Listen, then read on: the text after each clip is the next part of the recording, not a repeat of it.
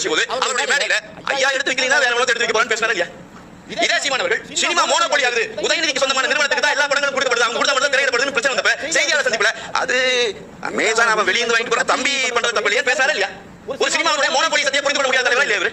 விஜய் அவர்களோட நாங்க போய் நின்னு எவ்வளவு பிரச்சனை, நீங்க தான் போய் நின்னீங்க, மைக்க புடிச்சாரு, அவன் தான் துணை முதலமைச்சராக்குவ, நீங்க தான் கெஞ்சிட்டு பின்னாடி இருக்கீங்க. விஜய் போய் மக்களை சந்தித்தாரா? நான் கேட்கலாம், கார்த்தி கேட்கலாமா? சீமானை நம்பி சீமானோட எங்களோட நாம் தமிழர் கட்சியோட அந்த கட்சியை நம்பி உயிரை கொடுத்த பையனோட அம்மாவை இன்னைக்கு போய் சந்திக்கிறதுக்கு சீமானுக்கு தைரியம் இல்ல. முடிஞ்சா சீமான் சந்திக்க பாப்போம்.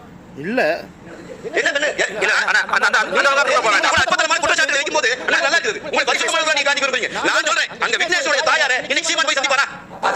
இன்னைக்கு சந்திப்பாரா?